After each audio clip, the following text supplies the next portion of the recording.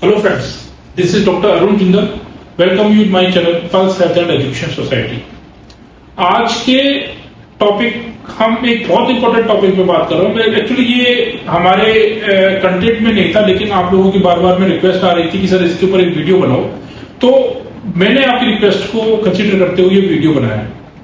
आप सब लोग मेरे से जानना चाह रहे थे कि सर नर्सिंग में हमें एडमिशन लेना है, तो नर्सिंग में एडमिशन के लिए आप मुझे हमें बताइए कि कैसे हम एडमिशन ले सकते हैं, क्या एलिजिबिलिटी क्राइटेरिया रहता है और कैसे इसका पूरा एक सिस्टम होता है। तो आज मैं आपको समझाऊंगा कि एक्चुअली नर्सिंग में होता क्या है। तो देखो, नर्सिंग में बेसिकली 4 कोर्स होते हैं। पहला कोर्स कहलाता है, उसको हम कहते हैं ANM, ठीक है, और दूसरा होता है उसे हम कहते हैं GNM। तीसरा कोर्स होता है उसे हम कहते हैं बेसिक BSc नर्सिंग, ओके, और चौथा कोर्स जो होता है उसे हम कहते हैं पोस्ट बेसिक BSc नर्सिंग। अब इसको समझिए, और आगे भी एक और कोर्स होता है, इसको कहते हैं हम MSc नर्सिंग, ठीक है। अब इसको समझिए, ANM क्या है? ANM है एक बेसिक कोर्स।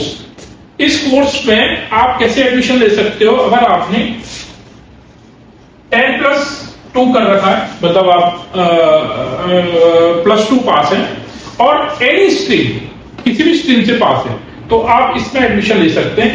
ये कोर्स कितने साल का है? ये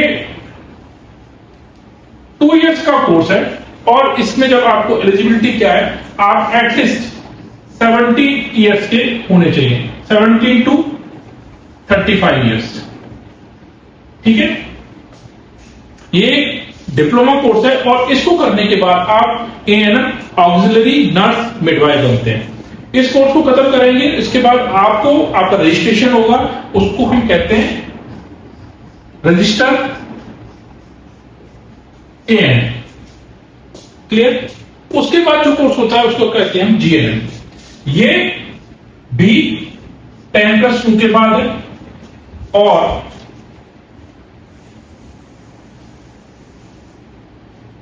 ये कोर्स जो है वो 3 साल का है। 3 साल का कोर्स है। आपको इसमें अगर एडमिशन लेना है तो आपको 10+2 में एटलीस्ट 45% मार्क्स होने चाहिए। इंग्लिश कंपलसरी है, स्टूडेंट के पास इंग्लिश सब्जेक्ट होना चाहिए, और इसमें भी एडमिशन के लिए आपकी एज 17 to 35 इयर्स होनी चाहिए, ठीक है। इस कोर्स को जब आप कंप्लीट कर लेंगे तो आपका रजिस्ट्रेशन वहां की जो नर्सिंग काउंसिल होगी उसमें होगा RN का मतलब होता है registered nurse and registered midwife. आप इस कोर्स को खत्म करने के बाद you are called as a nursing officer. आपको नर्सिंग ऑफिसर की जॉब मिलती है, और आप किसी भी हॉस्पिटल में जॉब कर सकते हैं। उसके बाद हम आते हैं तीसरे कोर्स पर, और तीसरे कोर्स का नाम है basic BSc nursing. Basic BSc nursing करने के लिए आप 10+2 होंगे, और आपका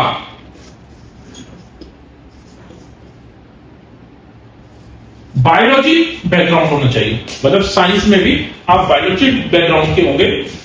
आपकी एटलीस्ट 45% मार्क्स होने चाहिए।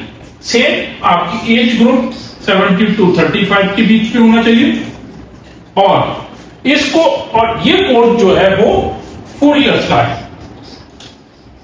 ठीक है। ये कोर्स 4 इयर्स का। इस कोर्स को खत्म करने के बाद you are again registered as RN। Same जो मैंने बताया था आपको, registered nurse and registered midwife. अब इस कोर्स में उस कोर्स में अंतर क्या है? इस कोर्स में उस कोर्स में GNM और BSc में ये अंतर है कि इस कोर्स को करने के बाद आप सिर्फ हॉस्पिटल साइड में जा सकते हैं, और you can become as a nurse officer. But यहां पर क्या है, आप हॉस्पिटल में भी जा सकते हैं, हॉस्पिटल में एज ए रजिस्टर्ड नर्स काम कर सकते हैं, और अगर आप चाहें तो टीचिंग इंस्टीट्यूशंस में जा सकते हैं, जहां पर आपको ट्यूटर की पोस्ट मिलती है, ट्यूटर, और इसको कहीं कहीं पर क्लिनिकल इंस्ट्रक्टर भी कहते हैं, CI। ठीक है, इसके बाद नेक्स्ट कोर्स आता है post basic BSc nursing. Post basic BSc nursing ये जैसे कि मैंने आपको समझाया था अभी थोड़ी देर पहले, जीएनएम क्या था? जीएनएम में आपने 10+2 कर रखी है, लेकिन किसी भी स्ट्रीम से कर रखी है। इट इज नॉट कंपल्सरी कि आपने बायोलॉजी से कर रखी है। तो जब आपने इस कारण से आप बीएससी नर्सिंग में एडमिशन नहीं ले पाए थे, तो आपको एडमिशन लेना पड़ा था जीएनएम में, लेकिन आप फर्दर स्टडीज के लिए जाना चाहते थे, तो यहां पर अगर आपने जीएनएम किया हुआ है तो आप अगेन दूसरे कोर्स में जा सकते हैं, उसको कहते हैं पोस्ट बेसिक बीएससी नर्सिंग। ये 2 इयर्स का कोर्स है, और क्योंकि ये आपकी डिग्री को एक्सपेंशन करने के लिए, तो यहां पर आपकी कोई भी एज बार नहीं है। किसी भी एज पर आकर आपने अगर जीएनएम किया हुआ है तो आप post basic BSc nursing course के लिए एलिजिबल है। इसी तरह से अगर आपने post basic BSc nursing complete कर ली है या बीएससी नर्सिंग कंप्लीट कर ली है, तो आप मास्टर डिग्री के लिए जा सकते हैं, इसको कहते हैं एमएससी नर्सिंग। इसमें 5 स्पेशलाइजेशन होते हैं। पीडियाट्रिक नर्सिंग होता है, दूसरा कम्युनिटी हेल्थ नर्सिंग होता है, तीसरा ऑब्स्टेट्रिक एंड गायनेकोलॉजिकल नर्सिंग होता है, चौथा साइकेट्रिक नर्सिंग होता है, और 5वां मेडिकल सर्जिकल नर्सिंग होता है। तो पांचों स्ट्रीम में से किसी भी स्ट्रीम को आप सिलेक्ट कर सकते हैं, अगर आपने पोस्ट बेसिक बीएससी नर्सिंग कर रही है या बेसिक बीएससी नर्सिंग कर रही है। लेकिन यहां पर आपको 1 ईयर का एक्सपीरियंस होना चाहिए।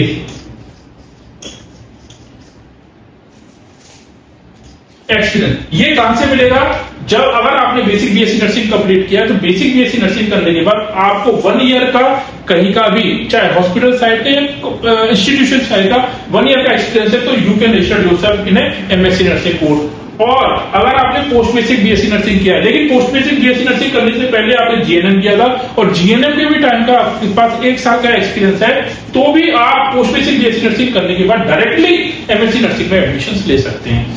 इसके बाद फर्दर एक और कोर्स होता है, इसको हम पीएचडी नर्सिंग कहते हैं, पीएचडी नर्सिंग। और PhD nursing specialization, super specialization है, और उसमें इसको करने के बाद आप you can become a doctorate, है ना, doctorate in that particular topic. अब बेसिक आपको एडमिशन कैसे मिलेगा? तो एएनएम और जीएनएम इन दोनों के लिए जिस स्टेट में आप एडमिशन लेना चाहते हैं, उन स्टेट की जो नर्सिंग काउंसिल होती है, जैसे पंजाब है तो पंजाब नर्सिंग रजिस्ट्रेशन काउंसिल, या UP state nursing registration council, या हरियाणा नर्सिंग रजिस्ट्रेशन काउंसिल, ये अपने फॉर्म अपलोड करते हैं, और इन फॉर्म्स को में आपने अपने आप को रजिस्टर करना है, और आपकी +2 के बेस की जो मार्क्स है, उसके बेस पर आपकी एवरेज बनेगी, और उसके बेस पर आपको एडमिशंस मिल जाएगा इंस्टीट्यूशंस में उस पर्टिकुलर स्टेट के। लेकिन अगर आपने बेसिक बीएससी नर्सिंग कोर्स में एडमिशन लेना है, तो हर स्टेट की जो हेल्थ साइंस यूनिवर्सिटी है, वो अपना एक एंट्रेंस एग्जामिनेशंस निकालते हैं, और उस एंट्रेंस एग्जामिनेशन में आपने फॉर्म फिल करना है, और एंट्रेंस एग्जामिनेशन में फॉर्म फिल करने के बाद आपने उस एंट्रेंस एग्जामिनेशन को देना है, और उसमें जो आपकी परसेंटेज बनेगी, उस परसेंटेज के बेस पर आपकी काउंसलिंग होगी, और उस काउंसलिंग के बेस पर आपका एडमिशन होगा बेसिक बीएससी नर्सिंग में। Same thing for the post basic BSc nursing and same thing for the MSc nursing. अगर आपको पीएचडी नर्सिंग करनी है, तो आपने पीएचडी नर्सिंग के लिए क्या करना है? डिफरेंट यूनिवर्सिटीज है ऑल ओवर द इंडिया, कुछ प्राइवेट यूनिवर्सिटीज हैं, कुछ गवर्नमेंट यूनिवर्सिटीज हैं जो पीएचडी नर्सिंग कोर्स ऑफर करती हैं, तो आपने वहां पर जाकर रजिस्ट्रेशन करना है। अब यहां पर एक इंपॉर्टेंट बात मैं और आपको बता देना चाहता हूं कि जब भी आप इन कोर्सों के बारे में सर्च कर रहे हैं कि सब मुझे ये एडमिशन लेना है, तो आपने करना क्या है? आप इंडियन नर्सिंग काउंसिल, मैं दोबारा रिपीट कर रहा हूं, इंडियन नर्सिंग काउंसिल, इसकी वेबसाइट पे जाइए। इसकी वेबसाइट पर अलाउड इंस्टीट्यूशंस की लिस्ट होगी। Institutions those are allowed to get it done the admission in that particular year. उस ईयर में अगर उस इंस्टीट्यूशन का नाम है, तो उस इंस्टीट्यूशन में आप आराम से एडमिशन ले सकते हैं। सेम थिंग आपको उस स्टेट में, जिस स्टेट में आप एडमिशन लेना चाहते हैं, उसकी यूनिवर्सिटी की वेबसाइट पर भी मिल जाएगी। वहां पर आप पहले सेलेक्ट चेक कर लीजिए कि जिस इंस्टीट्यूशन में आप एडमिशन लेना चाहते हैं, क्या उस इंस्टीट्यूशन को गवर्नमेंट ने परमिशन दे रखी है कि नहीं दे रखी। अगर वो उस इंस्टीट्यूशन का नाम परमिटेड कॉलेज की लिस्ट में है, या तो आईएनसी की में, या स्टेट नर्सिंग काउंसिल की में, या स्टेट हेल्थ साइंस यूनिवर्सिटी में, तो आप विदाउट एनी डिले आप उसमें एडमिशन ले सकते हैं। जब आप एडमिशन ले रहे हैं तो एक चीज का और प्लीज ध्यान रखिए कि उस इंस्टीट्यूशन का अपना पेरेंटल हॉस्पिटल है कि नहीं। अगर पेरेंटल हॉस्पिटल तो बहुत अच्छी बात है, क्योंकि हमारा जो ये सारा नर्सिंग का कोर्स है ये टोटल डिपेंडेंट है क्लिनिकल साइड। तो अगर पेरेंट हॉस्पिटल होगा, क्लिनिकल एक्सपोजर आपको अच्छा मिलेगा, तो आप अच्छे से लर्न कर पाओगे। तो ये थोड़ा सा एक शॉर्ट वीडियो था आप लोगों को समझाने के लिए कि किस तरह से आपने अपना कोर्स सेलेक्ट करना और कैसे आपने कौन सी बातों का आपको ध्यान रखना है।